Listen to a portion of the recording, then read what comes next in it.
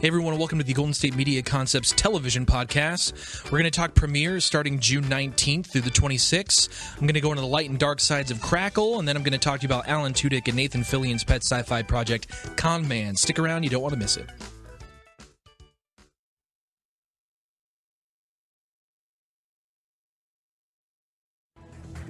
Want to find out what movies to go see? Then check out the GSMC Movie Podcast. It's your ticket to the latest movies, whether it's a new blockbuster event, romantic, comedy, or action flick. This show has got it all covered. They talk some what to go see now. Don't bother. What's hot on Netflix and everything in between. That's gsmcpodcast.com/movie-podcast. When it's all about the movies, it has to be this new show. Don't forget to like them on Facebook and follow them on Twitter. Visit gsmcpodcast.com for more info.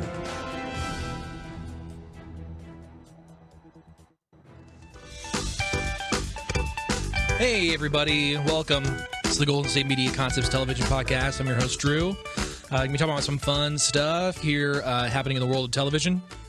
Now, the first thing I want to get into, I wanted to talk about premieres for some different stuff that's happening next week, because this one, our show comes out here on Wednesdays, sometimes Thursdays if things get running too late. So I don't want to talk about what's happening this week because half of it's already gone, and I don't want to tell you about some show and you're like, cool, man, but that already came out on Monday. So getting in here to the 19th, so starting that Sunday, there through the 26th, the Saturday, getting into some new stuff that is going to be happening. Not a lot. I mean, it looks like there's a lot of reality TV that's coming out there when the week starts.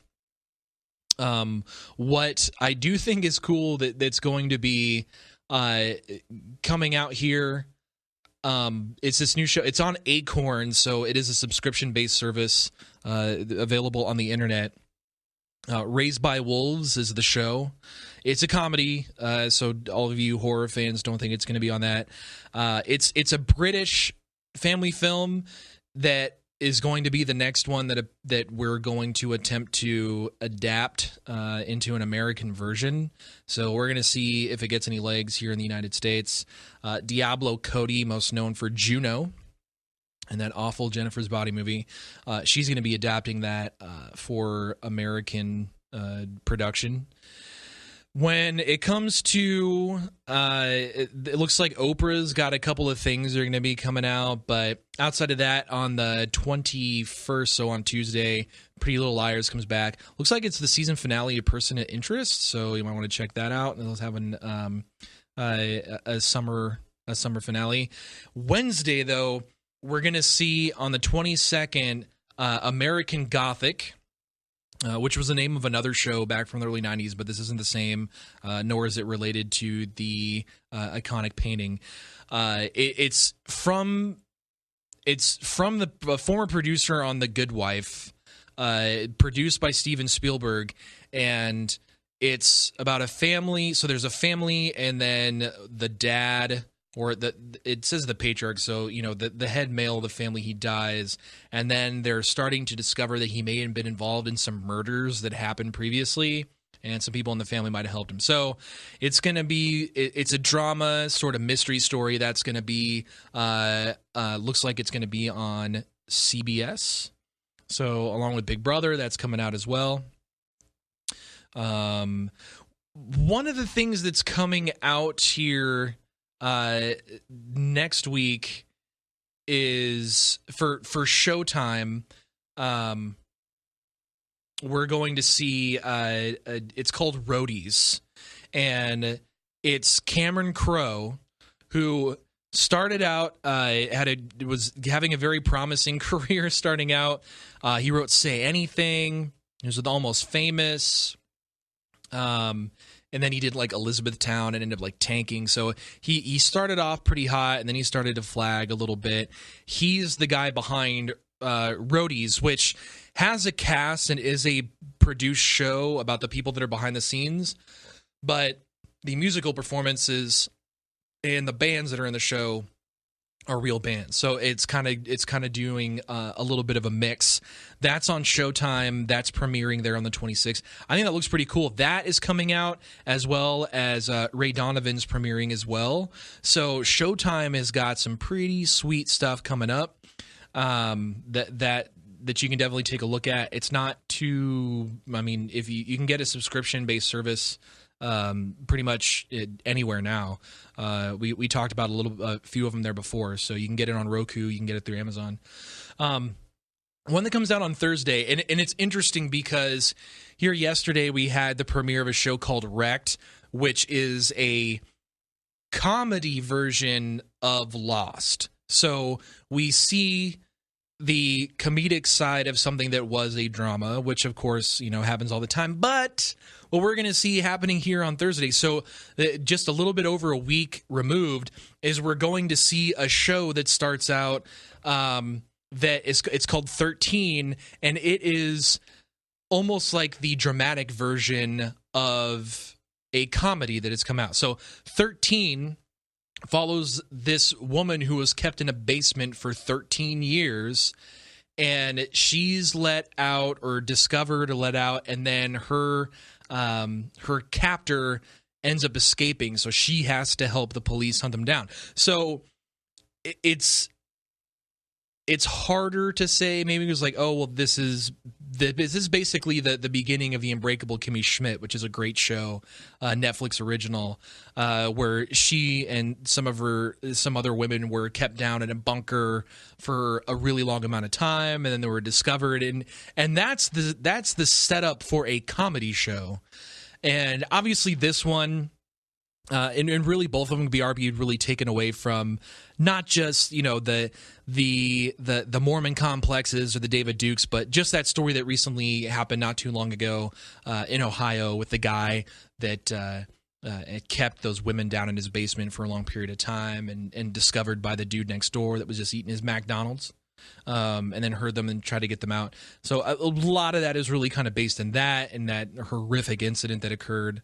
Lucky that guy offed himself and saved us a trial. But that 13, somewhat on the opposite side of Rex. So Rex is trying to put a comedic spin on the sort of stranded dramatic type, and then this one's making a dramatized version of what you wouldn't normally consider to be a funny premise. But check out Unbreakable Kimmy Schmidt, because it is a really funny show. But outside of that, there's a lot of reality TV that's going on. I'm not a big fan of reality TV. I don't give it much credence, but there's also new programs coming out. The History Channel's got a short biography, or a short little mini about Alexander Hamilton. So getting into that, and history, I'm glad history is still doing what it normally does, although they've come out with stuff like Vikings, which is a really good show, and I think they originally did The Men Who Built America, but they got that one to come about Hamilton. And I'm hoping this year, because now, I mean, we're about to be in the thick of it, folks. Election season is on the way, and it looks like that the opponents are set, and no matter how you may feel about that, them's the breaks. So I'm really hoping that history brings in a lot of programming, not only about previous presidents or the founding fathers, but really trying to promote throughout history what happened to us and what happened to the country. And I'm really hoping that everybody watches. This year is obviously, and I don't intend on getting very political here on the show, but this seemingly, and it's always said, this election is going to be the biggest one. This is going to be the biggest one.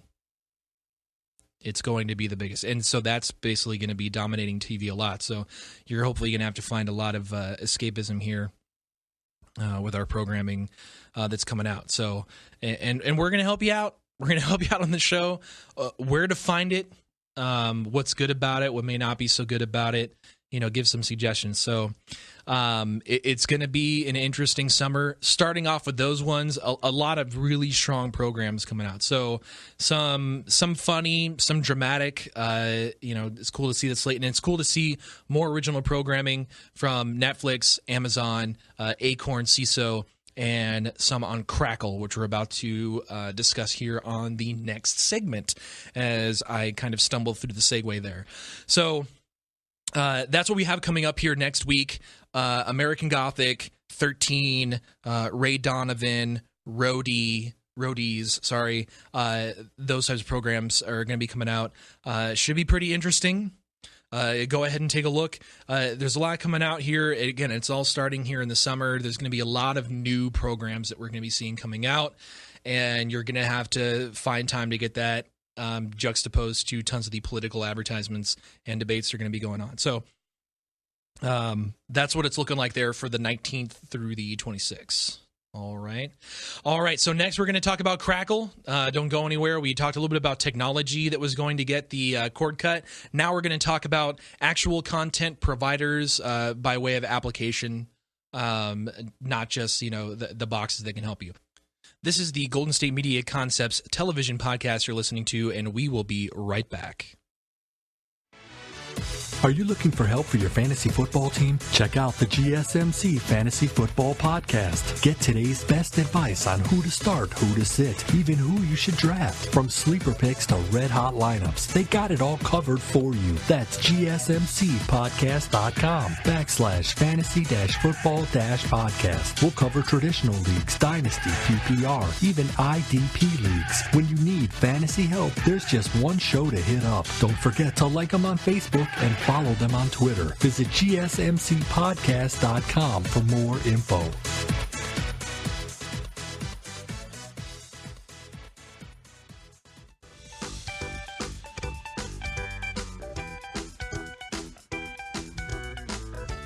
Hey, we are back to the Golden State Media Concepts television podcast. I had a little bit of a series almost going on here with the last few. We're talking about cutting the cord, talking about getting away from cable, satellite, what have you, and taking your television watching experience just to the interwebs. First show, we talked about the Roku box, which gives you a litany of options as far as viewing. Then we followed up with the PlayStation Vue, which is a subscription-based service, which you do not need to have a PlayStation in order to get. You can also get it on iPhone, iPad, as well as Amazon Fire, which we just talked about here last week. And I almost sounded like I was a paid shill for Amazon, which I wouldn't mind being, by the way, wink, wink. But Amazon Fire, available there. So those are different methods, especially the Roku box, as well as Amazon Fire TV or the stick. And now we're looking into content providers. I didn't want to just go in and just kneel down at the altar that is Netflix or Prime, which, I mean, of course, those are great, but the other ones, obviously Hulu's a well-known one. We'll talk about that another time, but I want to talk about Crackle. It's one of the earlier ones that came out. It's a Sony-owned service, so it's backed with a lot. So the video content, the movies that you get, are going to be mostly associated with Sony. And now it was formerly called Grouper back when it was first started, but then Sony bought it out. So it's an application essentially that you can get on a lot of systems. It's available on Android systems. It's available on Xbox. You can get it through Apple TV. It's available in a large amount of platforms, even BlackBerry, if you believe that or not. So they do have Sony backing it. I think they have still through TriStar, Sony Pictures, but they also have other affiliates, so Fox and Disney and all that other stuff, because they do show not just movies but television as well. The television that it provides, unlike something like Hulu, which will basically be a day behind broadcast. So if you're watching a show and it airs one day and then you can watch it on Hulu next day, Crackle is more of a sort of archive of older shows. Again, Sony backed, so We're talking like The Shield, some seasons of Seinfeld, stuff like that. So you're not going to be able to find like brand new stuff as far as that you would otherwise see on network TV, although they do have their own Crackle original content, which goes along with it previously, since they had the ties with Seinfeld. The comedians riding in cars to get coffee, or that shows that one that is Seinfeld in one of his many Porsches driving around with, other comedians and just sort of chit-chatting while you're drinking coffee. That is a Crackle original. That's where you can find that one, if not on the YouTube. So they do have that. They have Sports Jeopardy that Dan Patrick hosts. They do have they have an animated series, Supermansion. And then they've come out like Joe Dirt 2, the sequel for that. That's a Crackle produced film, and so they do original shows and stuff like that. So, Chosen is another show that they have. They have original content that is new, but like I said, if you're looking to get TV shows, you're mostly just going to be able to find older stuff. So, Rescue Me. Damages, stuff like that have kind of that have come and gone, being able to do that.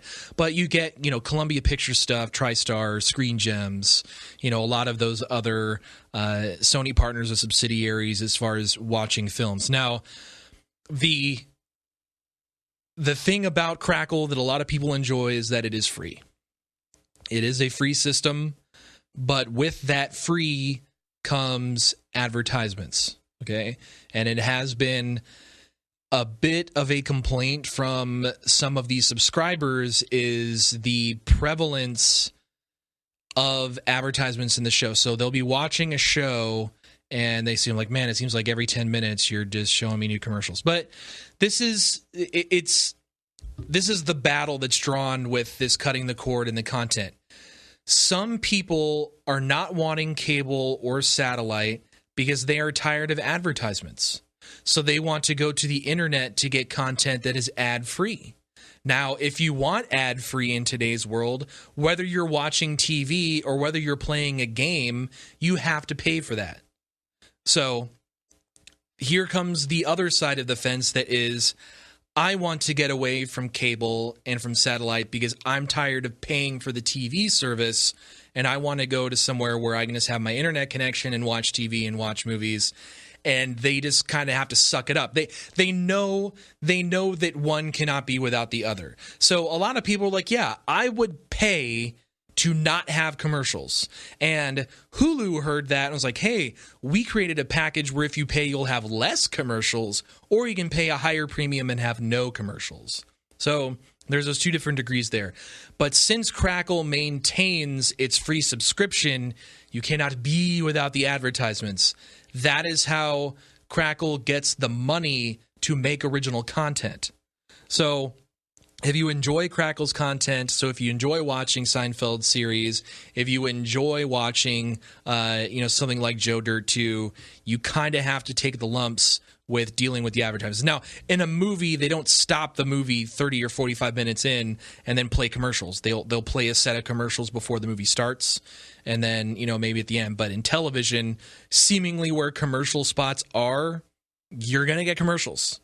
So you can opt for one long 3-minute commercial or a few short ones. So like a Hulu, when you get commercials, it's the same like 2 advertisements that run throughout the entire thing. But that's the trade-off coming from something like Hulu into Crackle and so forth. So you can't get rid of the ads. Now, there are other versions like Crackle APK, which I don't want to go on to condone because I don't know if they can be trusted sources, that are trying to get ad-free versions of it. So like putting on ad blocks and stuff like that to the programming, but that is how it streams. So people that have been doing that and trying to block the advertisements have ended up having some issues. Now, Crackle is known to have some lagging issues, some freezing issues, some breakdown issues, and this is kind of not a surprise. I mean, Sony was just the victim of the hacking scandal here a couple of years ago, if not a year ago.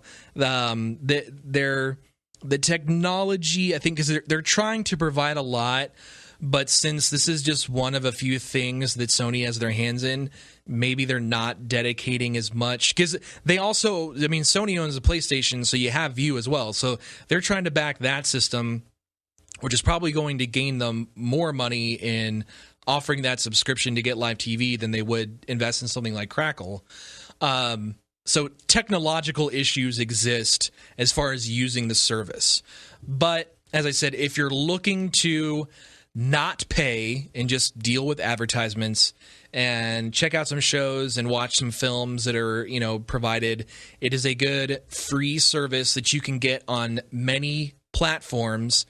You may have to deal with the lag, may have to deal with some freezing or whatever, but it's at least something that you can move to from cable, from satellite, and get high definition, streaming films and streaming television without having to lay down, $50 a month on that. So you're just looking at your internet connection providing you with that service. That is Crackle, Crackle. Again, downloadable for Android systems, the Apple operating systems. You can get it on Roku. I think Amazon Fire offers it as well. So it is an application service that you can get across multiple platforms. You can take with you on the go. Now, as far as I understand, it's different than using it on a TV than using it on your mobile device. So look out for that as well. But it's free, and you get to watch stuff for free. You just have to sit through a couple commercials, and that's going to be the trade-off there. So that's Crackle. They're making their own stuff. They're showing you stuff you love. That's available, okay? All right. So that concludes that particular segment. When we come back here from the break, we're going to talk about a show that came out of the ashes of one of my favorite shows. We're going to talk about that here in a second. You're listening to the Golden State Media Concepts Television Podcast. We will be right back. Check out the show that's built on the MMA. From the UFC to extreme cage fighting, they got the fights covered. Check out the GSMC MMA podcast. Get the latest news on past or upcoming fights. Join us as we talk to and about some of the biggest names in the MMA, past, present, and future. When it's the fight game, there's just one show to check out. GSMCpodcast.com/MMA-podcast. Don't forget to like them on Facebook and follow them on Twitter. Visit GSMCpodcast.com for more info.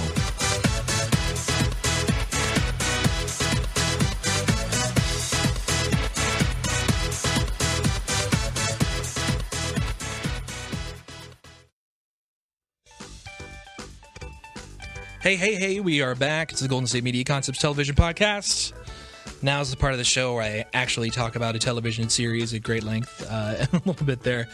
What I want to talk about here today, I first want to start off by saying that I'm a fan of Firefly, a fan of Serenity, that whole thing.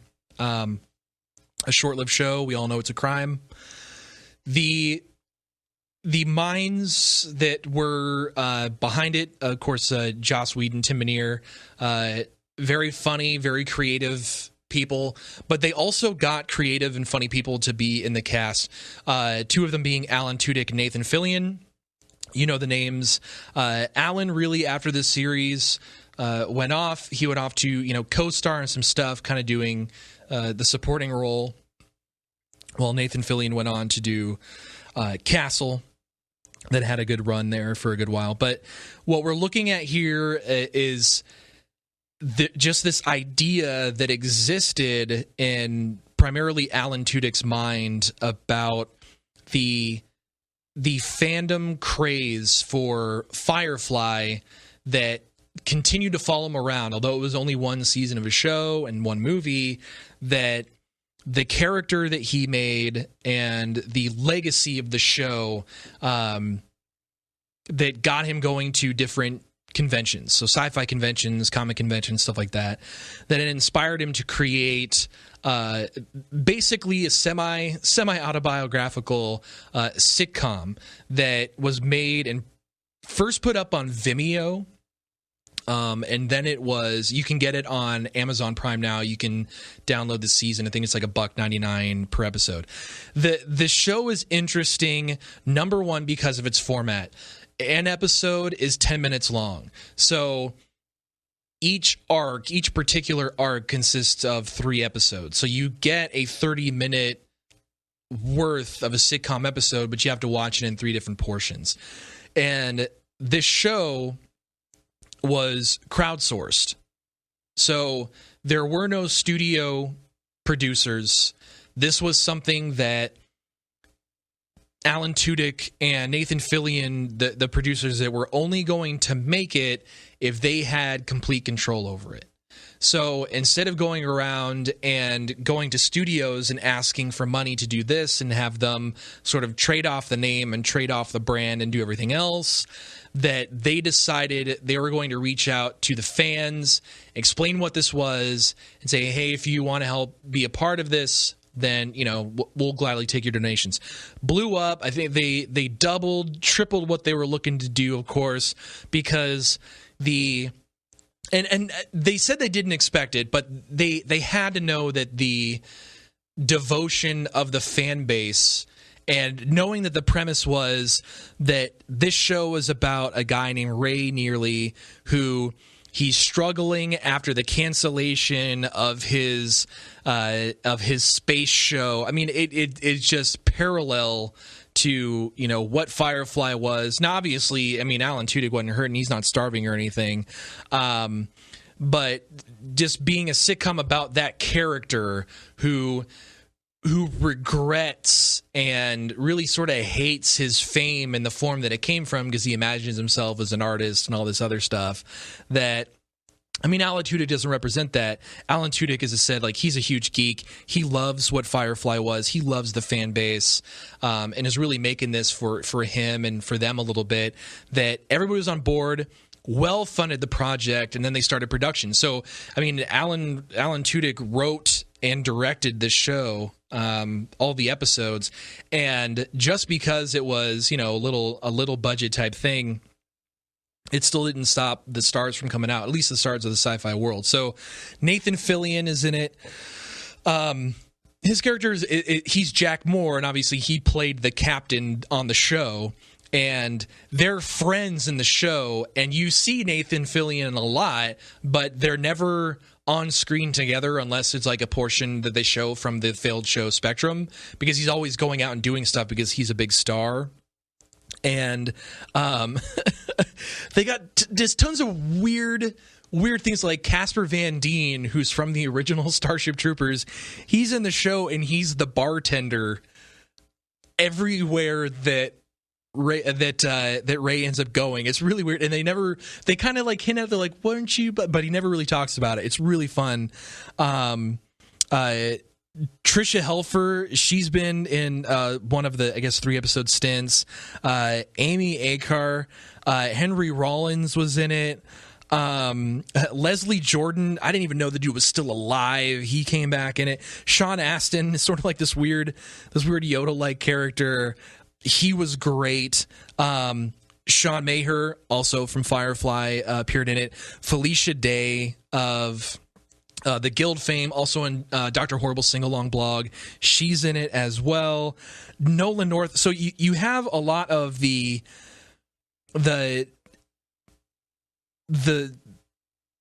people that they're aiming. So the demographic that they know that this appeals to is that crowd, is the gamer sci-fi crowd. I'm sorry, somewhat through that, and that's why there's people like Will Wheaton's in it. I mean, Will Wheaton seemingly now is in more places than ever. So he's in it.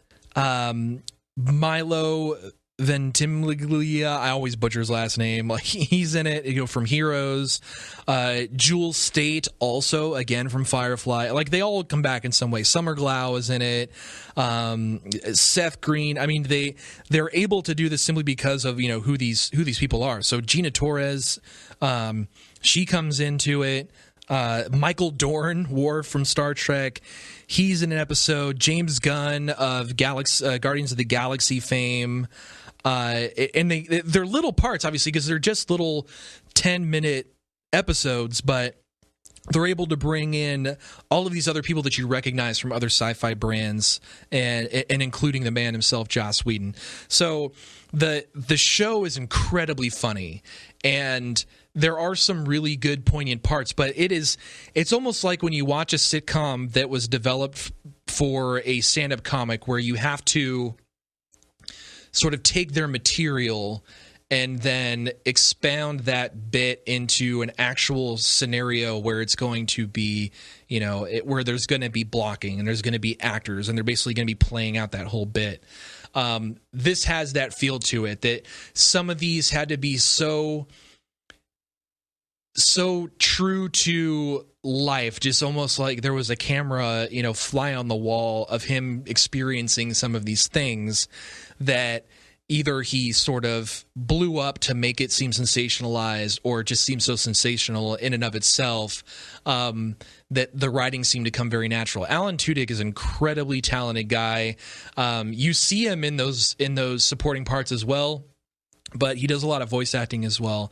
He plays Superman in the newer Justice League films that they come out with. He's been in Disney as the bad guy, Wreck-It Ralph. He was he was Lord Whistleton in Frozen. So he's out and all over the place. And this is just another dimension where he can go in and he can stretch his legs and get his job as far as directing and writing, because it's a very strong, funny show, as well as gives a lot of love to the people that Ray essentially resents, and really have other people in his life coming in to say, hey, you got to embrace these people that made you famous, even if it's for something that you don't want to be associated with it. The fact that you're famous for something is worth something. So season 1 is out. Con Man, again, is on Vimeo. You can also get it on Amazon Prime. They are, as far as I know, making a season 2, and Tudyk has a whole bunch of stuff. They want to make like a mobile game. They have a issue 0 comic that came out on Free Comic Book Day that is about Spectrum. So it's a comic based on the show that they were in, inside of the show.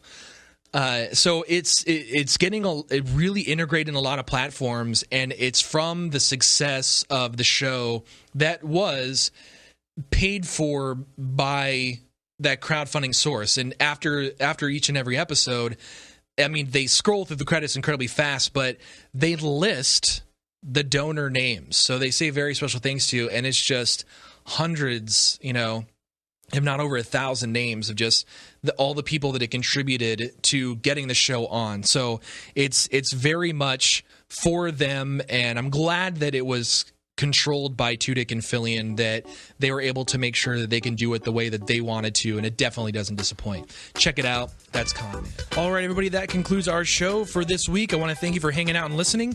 Check us out on GSMCpodcast.com, as well as iTunes, where you can also get other fine Golden State Media Concepts podcast programming. Also, follow us on Facebook and Twitter. We definitely appreciate it. This has been the Golden State Media Concepts television podcast. I'm Drew. You're great. And this concludes our broadcast day.